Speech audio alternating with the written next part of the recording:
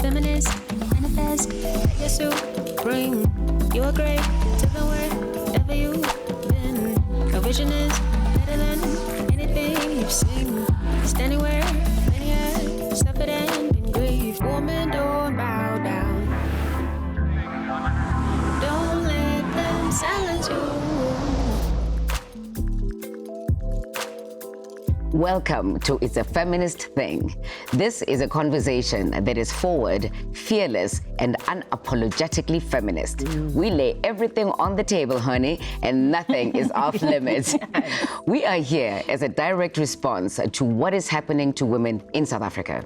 Our country has one of the highest incidents of femicide, rape, and violence against women. It's almost 20 years since the rape of 9-month-old baby Tshepang, and we're still in crisis, unsafe in our homes and on the streets.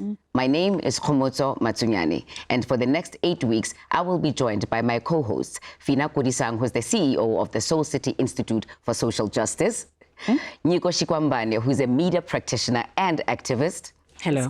and last but not least, feminist educator, speaker, and founder of Mteto and Ubuntu Studies, Thando Kumede. Yes. You sit back and relax and join us in conversation as we navigate how to make our society equitable and safe for women. So I'm going to assume that we're all feminists. Yeah? Yes. And my fellow sisters, I have to ask you, why in particular in South Africa do we need feminism? We have a beautiful constitution, very beautiful, you know. Lefatshe le lotlhe le bua ka constitution ya rona. Mara ke mang mosadi wa ka reng yena o enjoy the freedoms that are enshrined in the constitution. Ga ba bantsi. Well, actually, I mean, let me be very frank and uncomfortable here. Our constitution is a feminist document, unapologetically so. It was drafted by mostly women, and most of those women were unapologetically feminist women. So when the constitution was being drafted and when its principles were being formulated, it was literally a battle between patriarchy and feminism. And looking at the final results, feminism is what won. But more than that, if you look at this space as a platform for engagement and you look at other historical regimes and oppressive regimes, media has been used as a mechanism to propagate hate. It was used to make people discriminate against other human beings, unfairly so.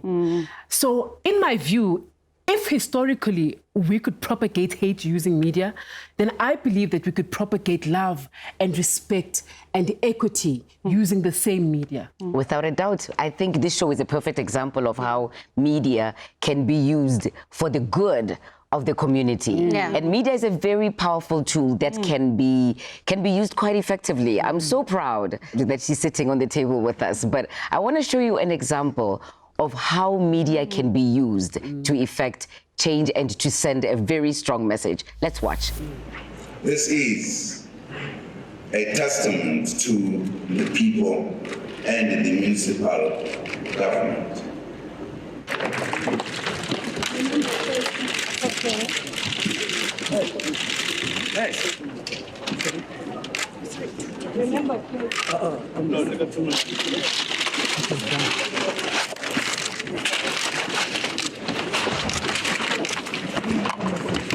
Thank you very much.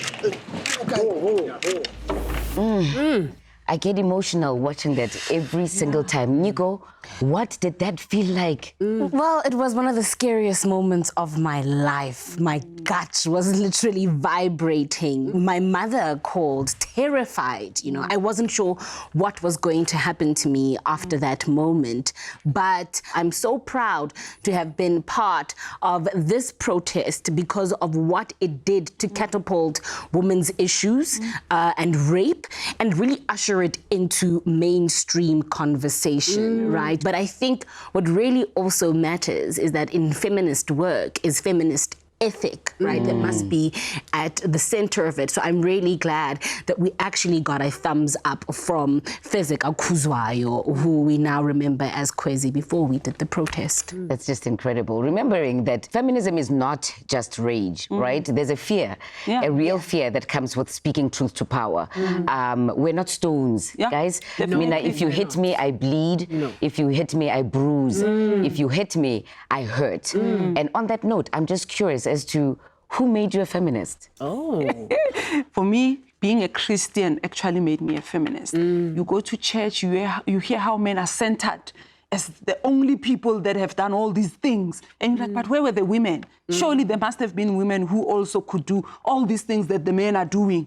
You know, why are we only hearing about the men? You know, so wanting to understand the voice of women, wanting to elevate that voice made me a feminist. This is so weird because I speak a lot about dismantling white heteropatriarchy. I speak a lot against, you know, whiteness and racism and heteronormativity and all these things. But the people who actually made me a feminist are old white women.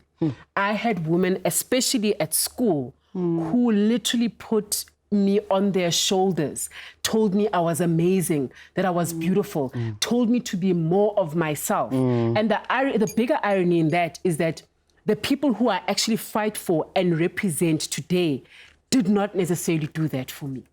Yeah, you know, I think what I've always recognized that different genders would treated differently and that they had different privileges from a very early age. But I think what really made me feminist in my activism was that moment during FISMA's fall protest in 2015 at Wits University when the men who were leading the protest refused to let the SRC president, Nompendulo Mkhatshwa, address the student body in protest. That for me was just also a depiction of South Africa's obsession with male revolutionary heroism. And from then on, I knew that, you know what? This is the badge that I'm going to wear, and this is the fight that I'm going to choose. Yeah. What is feminism to you, Fina? For me, it's about a liberation movement, recognizing that we come from a time where all of us were united in fighting apartheid as a system, but women were left behind. So when we got our liberation, women were not liberated. So feminism is about liberating women. The struggle for liberation for women is still going on. That's why for me, I feel like feminism for me, it's like, you know, you had the African National Congress negotiating or attempting to negotiate with the white powers that be, and they were getting nowhere. And at some point, they had to pick up arms and say, right, we are forming Umkhonto weSizwe. For me, that is the feminist response that is happening right now. It's a militant response in a way to a very grave problem on the war against women in South Africa. But also in addition to that, you know, there are some women who don't identify as feminist, but when you look at the work that they do, they do feminist work because feminism is a doing, you know, and a being, and it's not really just about, you know, using the language of feminism to say, you know, this is what you identify as. But, you know, and this is why we have our language feature. Each week, we'll be joined by Bonso Pilani, a wordsmith who has created a Setswana dictionary that translates feminist terms. Welcome, Bonso, and thank you for joining us. Now, you and Lerato Motongo decided to start a feminist dictionary in Setswana. How did that project come about? So Lerato and I have been Twitter friends for quite a number of years, and we were actually talking about being Botswana women and our feminist journeys on Twitter. And somebody who was a man, obviously, right, challenged us, are king feminism elibuang ka yone e ka Setswana. Lerato promptly responded, you know, are feminism ki budumedi mo di tshwanelong le kgolosego ya batho ba ba nang le bong bo sa tshwaneng le bo re buitseng. So essentially in English is the translation is that feminism is the belief in the equality of women, or like in the specific context that we're talking about women ourselves, basadi bomme. But when we look at it in a more holistic way, you know, feminism is not this binary that exists between men and women, but it's about the emancipation, kapa freedom, this kgolosego e re buang ka yone of people, you know. to be a feminist or to say feminism, ke tumelo mo ditshwanelong le kgolosego ya batho ba bangwe ka bong ba bona. So whatever it is that your gender is, that is your rights and the freedom to be in that gender. You know, and it's an ever-changing process. Re tlile ka yone dictionary e gore re kgone bua le bo mme ba rona, le bo rre ba rona, le bo nkoko ba rona ka feminism, ka the work that we do, this very important work. And it is very important for us to come up with the language, the words. Gore ga mama botsa gore feminism king o bua o kwala ka dilong tso re feminism ke eng O kgone go se tlhalosa. and I'm very curious as to gore like ka seZulu gona re ka beya yang Thando. NgeZulu ngachaza ukuthi ene sonke siyabantu sihlukile asifani sonke. Of course. Kodwa kufanele sihloniphane kwaphela nje. Yawuza. But Ponzo, I like your language. E re fa expression ko pito re o te express ba bana yo fa o te express o itlhalose gore what you are feeling, what you are going through ke eng. So it's beautiful that we can put it in our own languages. Yes, no, definitely, Fina. It's very important. A very famous poet, a feminist poet, Koleka Putuma, talks about my grandmother says, "Hey, I'm a daughter." I say patriarchy. It's just that the expression, and collectively through this show, is to bridge the generations of mama le rona, the younger ones coming after us can understand and know how to talk about feminism. I would say, "Hey, now I'm a daughter." And I kirata gore like ra simolla. You know, gore like I mean, it's amazing to be sitting at the table with somebody who's starting a whole dictionary.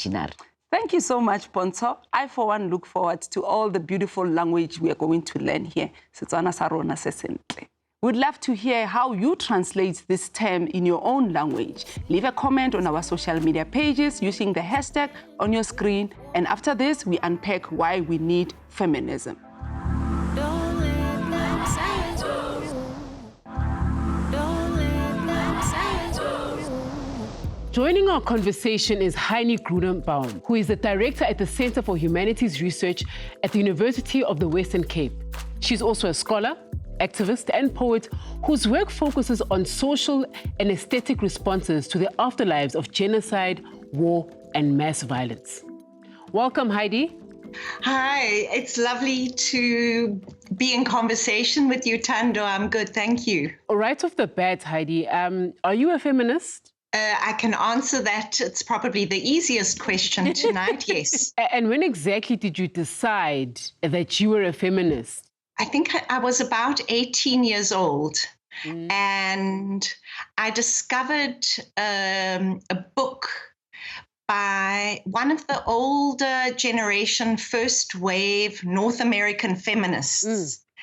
And I came to understand that the relationships between men and women and the social status of women was engineered and structured in such a way that wasn't natural. And that made me realize that the lives of women are determined by an invisible structure that is very confining, controlling, and repressive. And it started a lifelong journey or engagement or commitment with what it means to live in ways that dismantle or contribute towards the dismantling of the system, and that shaped my understanding of the way in which racial and gender repression in South Africa operated. You know, speaking of gender oppression, Heidi, South Africa is always quoted among the worst in the world with GBV and femicide. How is this related to the trauma of our recent past as a country? Our long history of settler colonialism and apartheid have profoundly compounded the effects of misogyny, patriarchy, and forms of violence that we call gender-based violence, but I think are much, much more complex.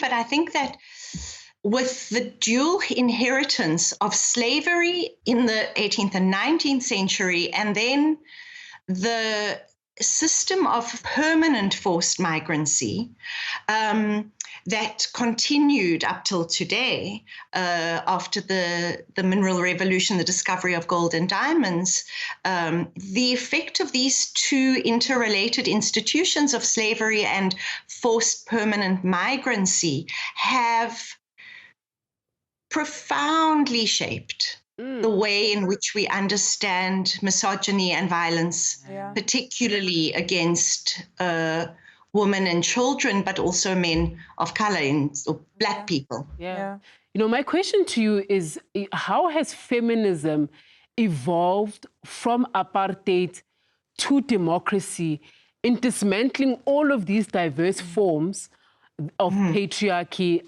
that we've just kind of, you know, briefly unpacked in this conversation so far? So, you know, the first women's organization was established by Charlotte Maxeke in the early 1900s, around the time of the First World War. She wasn't called a feminist. That wasn't the language of the day.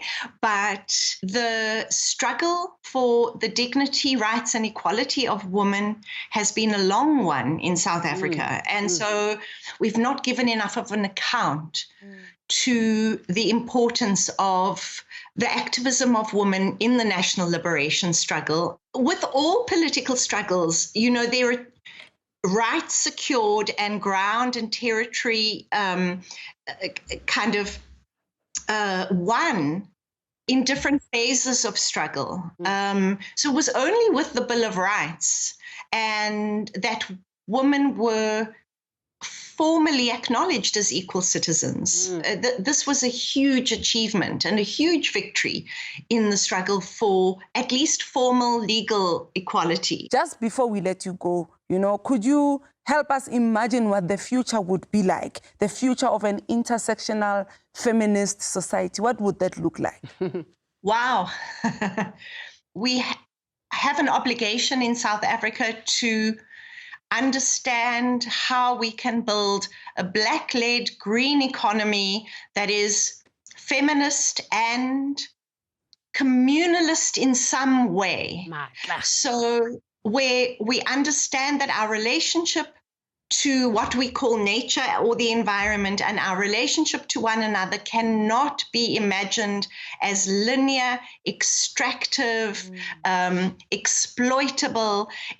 We have to reimagine growth, but we also have to reimagine seriously inventing an economic model fit for the 21st century in which feminist values are central. Thank you so much. You know, there are a number of things that kind of stuck out. For me personally, it's about dismantling the myth of these social structures that, quite frankly, we're not responsible for creating, and we don't know why they're there. But also it's about, I think, the mistake that some of our leaders made, our feminist women leaders, during the apartheid era was thinking that, you know, focusing on the racialized element of fighting against apartheid was enough. But in fact, we really had to be intentional in using feminism to dismantle patriarchy, because patriarchy in itself has got racialized elements. So quite frankly, Heidi, I think we need a feminist government, you know? But there's other ways we can get to that. Thank you so much for joining the conversation. Thank you, Heidi. Amandla. Thank you. Imagine how much better the world would be if we all identified as feminists. If we all were committed to the principle and the idea of equity. And the first steps towards this authentic allyship. How can men meaningfully participate in the feminist movement for change? We discuss that next. It's a feminist thing, and asijigi. We are feminists, and we are here to confront patriarchy and its handmaidens, one conversation at a time. We are joined by feminist writer and journalist Gail Smith to talk about apartheid and its impact on the feminist movement in South Africa. Welcome, Gail. Thank you very much, women. Yes. So good to have you. No turning back.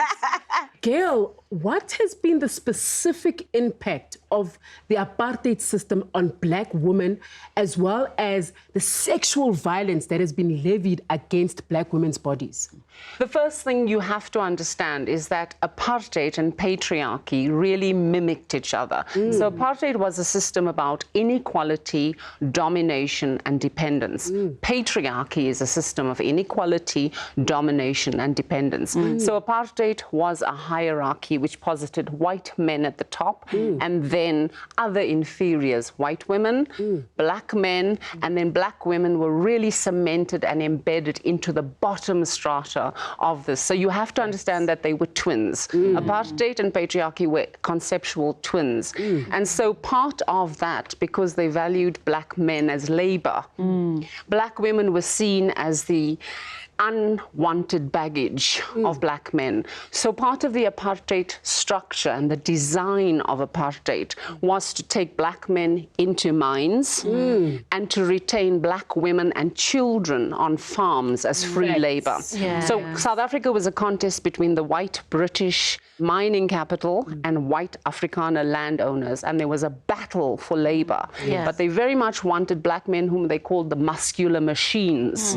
But Black women and children were meant to be retained on farms as either unpaid or cheap labor. So it was a very specific system. And so apartheid's view of Native women is that they were the unwanted appendages. They were the unwanted women. So the idea was they didn't belong in cities, right? So in Johannesburg, for instance, throughout the 1920s and the 1930s, every single newspaper ran stories and headlines about Native women as prostitutes. If you were a single woman who was not connected to a man, you were immediately viewed to be a prostitute. So there was a lot of public discussion about Black women as being disease-ridden, right? Because we were seen as the danger to white supremacy, and white men couldn't resist us. So we were a danger to them. We trapped them. Yeah, and we were going to dilute the bloodline. So what you see under apartheid then is a very, very consistent policy of legislation intended to cement Black women into that. Let's move into the liberation movement, right? And now the fight against apartheid. How has the misogynoir, sort of in the political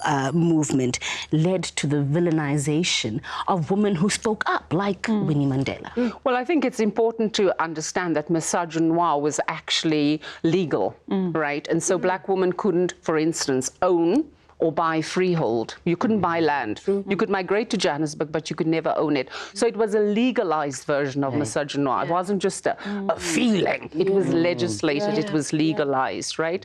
So then you get Black women who specifically and consciously challenge it. So before Winnie, when Winnie comes to Johannesburg, there are already women working, you know, in the space to challenge it. And so what you begin to see over the years with women like Winnie and other women who are fighting the system is that there is a demonization of them. And Winnie then becomes, in the eyes of white South Africa, not Black South Africa, in the eyes of white South Africa, she becomes this dirty terrorist. So they flip the narrative on her, and she increasingly becomes this dangerous woman, dangerous to the state. And so that's then when Black women start challenging. And in fact, Black women were a lot more vocal and violent than Black men. And that's what a lot of people don't know. In 1913, for instance, African, Indian, and colored women in the Free State were the only people in the country that had to have passes in the Free State.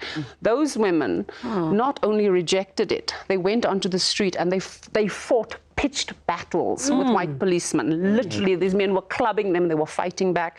And they went out on the streets, they fought, and they chose to go to jail to do hard labor rather than carry passes. So you see a long tradition of African women in particular fighting the system. It is absolutely nonsense to suggest that Black women's roles has always been passive. How do you think apartheid has influenced this narrative? Well, it was a convenient and an important narrative because because that was part of in taking away our land. They had to create this fantasy African homeland that none of us had. This was our African homeland. So they created this notion of these reserves. They all had this great idea of these reserves where black women resided, and you know, black men would want to have cattle and go back. So they were the magnets that in the white imagination would pull them back from the cities. It was all part of a structure and built. And it preceded apartheid because the colonials who were in charge up until 1948, so the segregationist state, it was a convenient narrative for them to paint African women as these docile beasts of burden in the rural reserves. It was a narrative that was constructed because it fitted the political economy, because that's what it was about money at the end of the day. So it's totally a construct, a made-up thing, right?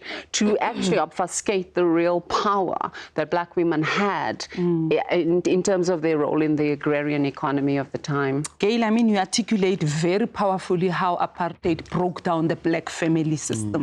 You know, how do we then rebuild? How do we get to a point where we reclaim all these things, you know, and stop the narrative from being helpless, but where we now own our own narrative? Well, I think the first thing is recognizing that both apartheid and colonialism were opportunistic intrusions into black life. It was absolutely essential that they intrude because part of it was also wanting to disempower black people economically. There was a conscious thing that we had to be economically disempowered because if we had economic power, we could fight back. So there were so many ways in which they were disempowering us, but the intrusion into the black family, the intrusions into custom and culture were all intended to cement African women beneath black men legally, which is why when Winnie marries Nelson, they have a prenup, and she was one of the first women to have a prenup because he recognized that a woman with agency is the biggest threat to white male patriarchy. So him and Winnie then decide we're going to have, because then they cannot touch her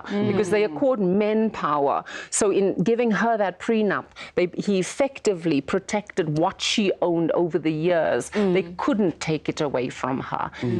So how do we do it? One, we begin to recognize that these were opportunistic intrusions into our family structures, and they were creations, and to begin to have the discussion about how we reclaim our family spaces as much more equal spaces as opposed to the imposition of a white Western notion of family, where you have the paterfamilias, which is where family comes from, the paterfamilias who owns the land and all the people on it, to a system where it was not the paterfamilias, but it was a community of equals, which is what we were before the opportunistic intrusions into our customs and our cultures. Gail Smith, I could literally listen to you all day. Thank you so much for joining us and for sharing your perspectives. Remember to join the conversation from home on social media, following our handles on screen. Stay tuned.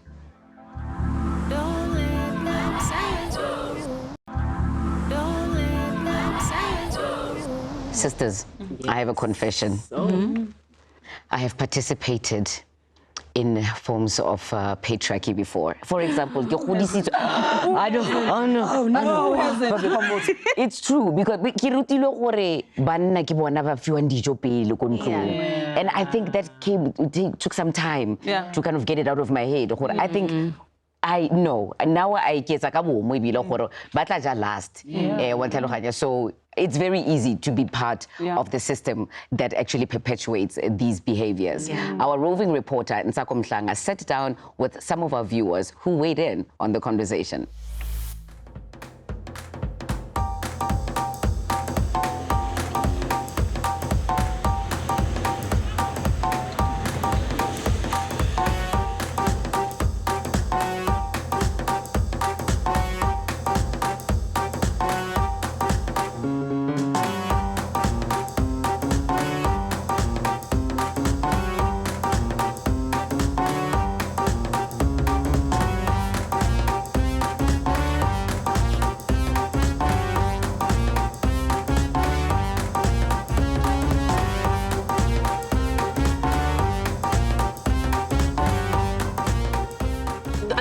Question now is men, you know?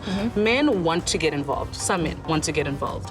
And because they know their friends, they know their peers and how they act and how they are. And now the big question is, can men be feminists? can men be allies? Definitely, men can be feminists just as much as you get women that are endorsers of patriarchy. I had to correct myself because I used to call myself a feminist, you know what I mean? But you can never be the things like a Caucasian saying, I'm a black conscious. You know what I'm saying? There's this smaller portion of men that are willing to do that. Then the others, like, yeah. It's just that thing about cowards. It's amazing to me, rather surprising, that you find young men, like a 20-year-old, would have these views, these patriarchal views. Like, where do you get that from? You know what I mean? If a man is going to talk on feminism, just talk about how terrible we are. This guy, literally said, if the world is ending, I would rape a lot of women. That's what he said. Literally. And I was like, no, what are you saying? So whenever I see him in spaces, I say, this guy did this, that. Okra basadi, babanti belakare. You're being too much now. But we have to recognize that it's a war. Yeah. It's an actual war. In South Africa, we know for a fact it's a physical war. And that's why we use words like allies, because when you look at the definition of an ally, it's a group that supports a war. Just like the saying that if you are neutral in situations of injustice, then you're on the oppressor side. You can definitely be an ally, as long as you recognize that you are not it's not about you, it's not about your praise, because a lot of people are not allies. They want to go and like champion the movement. You still have abantu bethi, okay, amadoda bethi ngeke ngizwe ngumfazi. So how do we now build more allies when you still have men with that sort of spirit? That guy, for me, says exactly what I believe. I don't think Urbanna ikaba feminist. Allies, yes. Feminists, hell no. Look, I have to disagree with you as well as the gentleman in the insert. So feminism is an ideology and it's not about biology. So it doesn't belong to a particular sex or a gender or a particular orientation. I keep happy because ba disappointana. But women also disappoint. It is very true. It is very true. But then I know what I'm working with. But I also know of some men who identify themselves as feminist just to get closer to women. Thank you. Womanizers, right? And also, Tando, will hyper-masculine men be comfortable associating themselves with the word that has the prefix fem in front of it? I think they're going to want to run the feminism movement if we let them in. Look, I think that's an unfair prejudgment, you know. There are women who, in fact, use feminism and activism for their own commercial gain. You know, so I think everyone has got the potential to be bad. But I think we do need to trust that, you know, we can be united in ideology and work together. And where people do the wrong thing, call them out, call them in, and that's it. Men don't know it yet, but they are oppressed, just as we are oppressed as women. So they need feminism. But the problem is, men will always have privilege. Well, you know, and that for me means that we can never be equal. And even in this fight, because it's difficult to deny yourself the privilege. Privilege is something that feels particularly good. In any case, let's continue this conversation with today's ally, clinical psychologist Mteto Temese. Oh, sawubona Bhuti Mthetho. Sanibona. Hayi siyakwamukela ekhaya. Yazi Bhuti Mthetho besikhuluma nje ngendawo ukuthi amadoda, can they really be feminist? I think for me, if I understand the feminism to be a struggle for human rights by women for women, then obviously men can be allies to that struggle. But I don't think I can call myself a feminist or I can call men to be feminists. I've read that men can be called feminists. I think we can, as men, embrace the struggle for what women are fighting for. It's possible to be persuaded by what feminism is fighting against, which is to dismantle patriarchy, because nathi patriarchy ayisenzeli lutho as amajita. But can we trust people who are so vested in actually receiving the benefits of the system to actually become so-called allies and possibly even, to my horror, feminists? With the power that we have by virtue of being men, you know, a lot of us don't want to relinquish that power because it's power that is given. That is something we don't have to do anything for. Just like white South Africans didn't have to support apartheid to benefit from. Right. Like, I don't have, with all the struggles I have as a black man in this country, and there are many of those at a personal and otherwise, at societal level, economically, but I don't have to contend with being raped like women are having to worry about being raped. So to the extent that can we be trusted, I think it's something we have to end it one day at a time, as I have understood it, because even from this show, I can go and be violent. Right. Need for violence. So I think it's something that we have to be invited. It's like emakaya, you know, as men emakaya, when we eat according to ihlelo. Like there will be senior men, amaxhego, abafana, abancane in kanjalo. Sometimes there are situations where amaxhego, they invite me to eat with them. But it does not mean when there's another feast, I'm gonna go and sit with them until I'm invited. So I understand my role or our role as men in the feminist movement to be saying, okay, Mteto, you make music, you are a psychologist, you are a mentor, you work with boys and men. These are our struggles. So as you talk to Amachita, what can you do to amplify our struggle? That's how I understand it, me Nage. Okay, Mteto, so let's assume, for instance, that you were a gay man living with disability. So what would your authentic allyship look like? Yes, so it's a difficult question. I mean, I'm being sincere when I say it's by invitation, because even as a machita, we've got different interests. There are guys who are not interested in the struggles for gay men. If you take Inayaba as an example, as a movie that was there was a huge uproar from Xhosa men who felt that that was undermining our culture, when in fact that story is a story not about even our culture. The location is our culture. So obviously we do not want to talk about the fact that there are men who are Xhosa and gay, you know, who have their own struggles within our culture. So I don't suppose that we should get a free pass. You know, in fact, I always say, Bandwini, you know, just like if you watch these crime shows, you'll find when they find a serial killer, he's likely to have been looking for the killer with the community. And it's usually somebody who's not expected. So even Nati, abantu dangerous who speak the language is actually those men like me who are sitting here and so having true. So when I say it's a daily struggle, for me personally, it's a transformative struggle. My work in the space, feminism and violence prevention and positive masculinity, I don't do it for the benefit of women. I do it to transform myself as a man that I want to be, because I grew up as a particular man doing particular things that I don't want to do anymore. So until now, we own what do we stand to benefit from the feminist movement, because it's actually a good thing for us as a machita to care about the things that are being raised without feeling that we are losing anything. But can we be trusted? I suppose it's up to women in the feminist movement to decide that. Thank you so much, Mteto. I like the fact that you can talk about progressing yourself as indoda outside of the relationship with umuntu wesifazane. And that's really important. Absolutely. And that's what, you know, being a non-binary and being non-heteronormative is about. And in that, you're interrupting heteronormativity and sexism and patriarchy. Thank you so much for telling your truth. I absolutely encourage men to be allies. I'm just wary of them identifying as feminists because I'm worried they might disappoint us. What do you think? Can men be feminists? Message us your thoughts on all our social media platforms.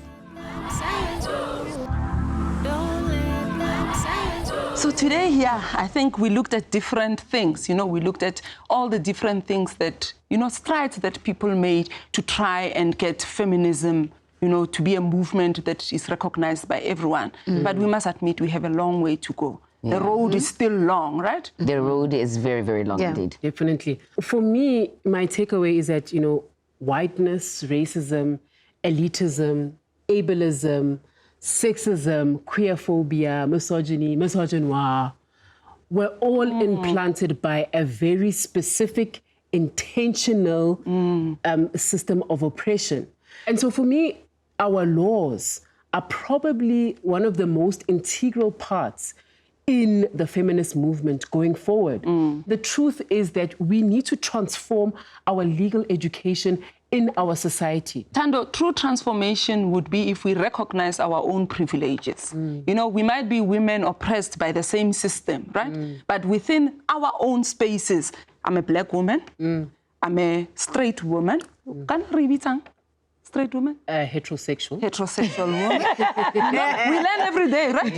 Yes, I'm a heterosexual woman, but I'm also an educated woman, able-bodied woman, and I know that I have privileges more than the other women who are not what I just described, you know? So we need to recognize that and be sensitive as well. Yes. You know, and as part of recognizing your privilege and also caring about the legal justice system, I also think that it's feminist work, you know, to acknowledge the strides that women are making when it comes to the law. When I just think about domestic workers, for example, who've just won the right to have COIDA, which is the law that means that employees can be compensated for getting injured or falling sick at work, has just been, has just been extended to domestic workers. And I think it's part of feminist work to recognize that and to understand that it's part of our fight to bring more value to the work that women do. Yeah, I would say for me, my takeaway is that we're at war. Yeah, definitely. And if we're at war, it's the only thing you can do is fight back. Yes. It's become the MK and pick up arms to show that we're serious. Pick up a shambok, pick up whatever it is that you have to defend yourself because they are coming for us. They are literally coming for us. So I feel attacked. And Mina, if you're going to attack me, I'm going to attack you back. Yeah. Shem, ask us.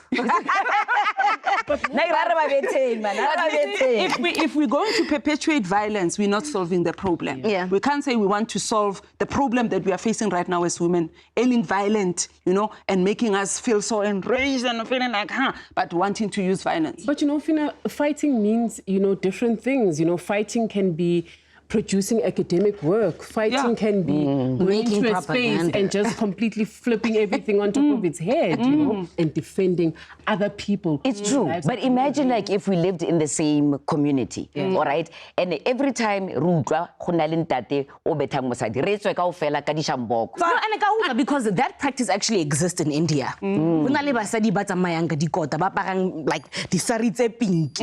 I'm still scared if that's the route we want to take. Honestly, I don't want us to encourage that kind of a behavior because when they retaliate, what's going to happen? When I speak physically, I also talk about self-defense. A lot of times women raise us so because we don't want to have the other person be hurt. And I'm saying, what if you fought back? What if we teach you how to fight back? There are places to hit in the gonads there. But how do we hit back politically? You know, I'm so glad that, you know, just this year they had announced, you know, in the 2024 elections, women, let me not say like that because now that would be a command. But in the 2024 elections, independent candidates can now run for political office. And we know how political parties have limited women's participation. And how maybe it's time for women to organize independently. Like, how do we use the Constitution? I think it's a weapon that we must really take ownership of and use, right? Take government to task for not upholding. But the Constitution also says that the government should not be corrupt. And yet we are living in one of the most corrupt countries, it feels like, in the world. Every single day, our leaders betray us by becoming even more corrupt and not solving the corruption. So I'm sorry. I'm all done with your cute little solutions because I've had it. Let's do what we can where we are. Let's not lose hope. Let's not lose hope. All right. And I will meet you on the picket line. You've heard how feminism is fundamentally a reaction to structural, systemic discrimination against women. Over the next 7 weeks, you will be seeing our campaign amplified on all SABC channels, radio and television, through PSAs that highlight the big issues: gender-based violence, intimate femicide, and sexism. It's easy to point the finger at others and blame them for the deeply rooted problems that we experience as women. But I urge all of us to see how we, in fact, contribute to the debasing of women in our daily lives. Sexism is like racism. If you're not working to eradicate the problem, you are a part of the problem. Let's take a look at the next week's PSA.